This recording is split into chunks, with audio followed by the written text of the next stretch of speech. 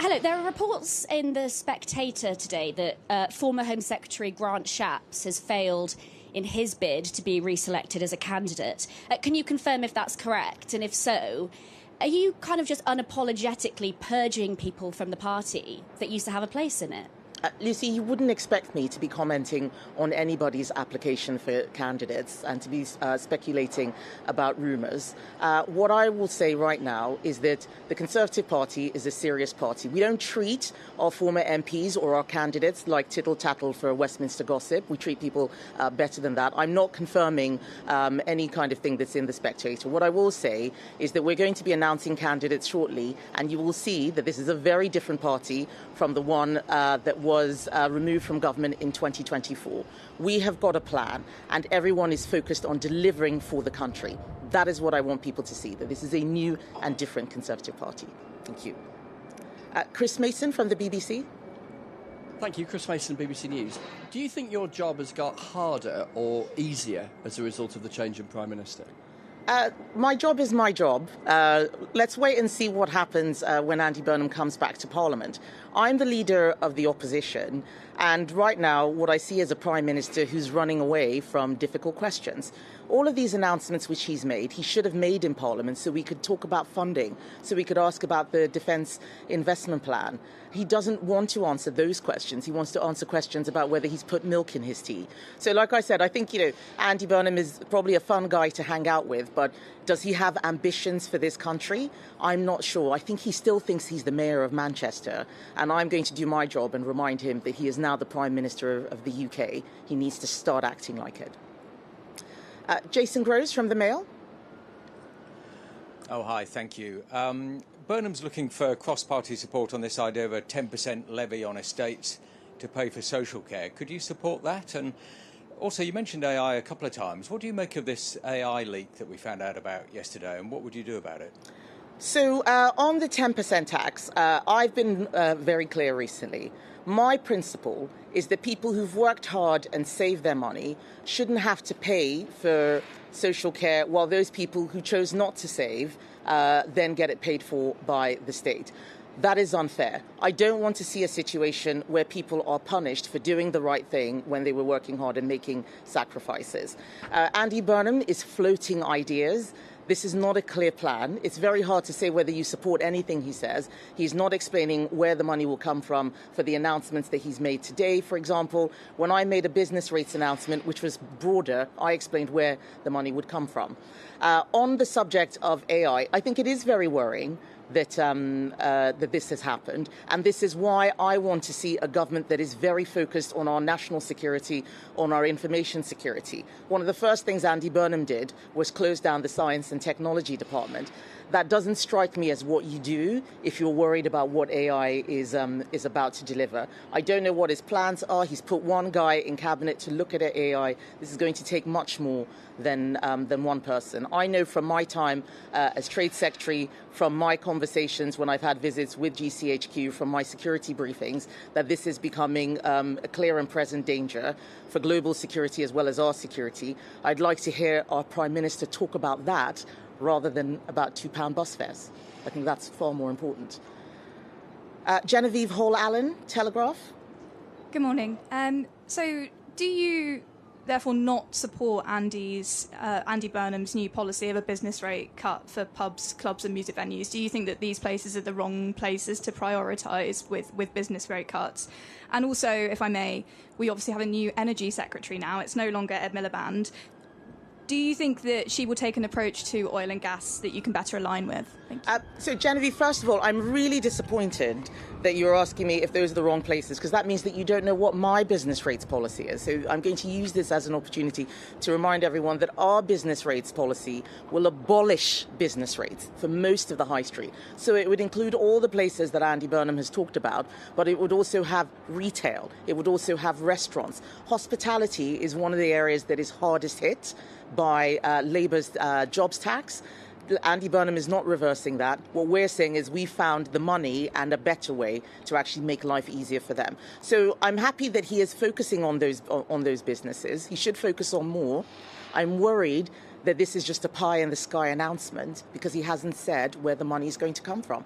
How can we believe him? Sorry, what was your second question?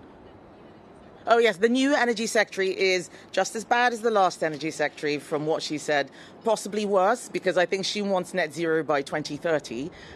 These plans are not possible. They are just slogans. You look at what sits behind the plans, and they are actually making carbon emissions increase. They are making climate change worse, not better. If we want to tackle climate change, we need to do that with serious plans that don't bankrupt our country, that don't deindustrialize the entire United Kingdom. We need to drill our oil and gas in the North Sea, where we have a low carbon footprint, rather than importing it from Saudi Arabia and Russia, where they have a high carbon footprint. This is just common sense. She's not talking common sense. There's only one common sense party, and that's the Conservatives. So, do you believe Andy Burnham and his team are lying when they set out the ways in which they're going to cost these policies that they've set out over the last few days? And you spoke about personal allowance and Andy's different stances on it. What is yours? Would you raise the personal allowance? Okay. So, do I think they're lying? I think that they don't know what they want to do. I think he is one of those people who thinks campaigning is the same as governing and winning an election is the same as running a country. You listen to what he says, it's all about Makerfield. What about the rest of the country? Yes, he's the MP for Makerfield, but it seems like he wants to divide Greater Manchester from everywhere else. I mean, Scotland is unhappy, Yorkshire is unhappy, London is unhappy, Cornwall is unhappy. He is not governing for the whole country, he's governing just for his constituents because he didn't have a plan beyond his constituency casework. I don't think that that's what we need in a Prime Minister. On the personal allowance, look, I'm a tax-cutting Conservative. I want low taxes, but we need to find the money first. Simply discussing what nice things we want to do without explaining how we're going to get there isn't right. I would like to see lower taxes across the board on individuals, on businesses, so that they can pay people more money. That's what I'm focused on now. I've put out our 5-point plan, how we're going to deliver an economic revolution. I've said where we'll cut energy costs. I've said where we'll cut taxes. More tax cuts will come, but more savings are going to be found. I've shown which regulations we're going to remove. More regulations are going to be removed. I've said how we will get people working. We're going to bring back flexible labour markets. We're going to scrap Labour's Job-Destroying Employment Rights Act. And we're going to back business and let them know they're actually welcome in this country so that they don't leave. We've got a plan for all that. I don't really know what Andy Burnham's plan is, and that's what worries me. Penultimate question, Lauren Bell-Cross from the Jewish Chronicle. Hi, Kemi. A question on foreign policy, if I may. Many in the Jewish community are concerned about what they see as Andy Burnham's increasing fixation on Israel. So his apology for the party's previous stance on Gaza. And then yesterday you had Wes Streeting use one of his first outings as Defence Secretary to criticise Israel. What is your reaction to that? And would you do things differently? I think that, yet again, this is a government and a prime minister and a defence secretary and even a foreign secretary that have the wrong priorities. We've just heard about how AI broke out of its test and hacked into secure servers, stole data, and pretty much destroyed the test that it was being put under. That worries me. This excessive focus on what's going on in Israel and Palestine is because that's what their backbenchers are concerned about. I have had my security briefings. I remember as Trade Secretary how important the relationship with Israel was, whether people like it or not. There are British citizens alive today because of intelligence that Israel gave us. I am very worried about a lack of cooperation because this government wants to please its backbenchers. They need to do what is right for the country, not what is right for the Labour Party. And right now, Andy Burnham seems to be managing the country for the Labour Party, not for the United Kingdom, and not for the people of the United Kingdom. I think that's completely wrong. And final question, Millie Cook from The Independent, please. Thank you, Kemi. Nigel Farage is facing pressure over his finances, and Labour has been lagging in the polls for a while now. Why aren't the Tories out in front, and why are voters not flocking back to your party? Because voters haven't seen that there's an election yet. They're looking to see what this new Prime Minister is going to be like.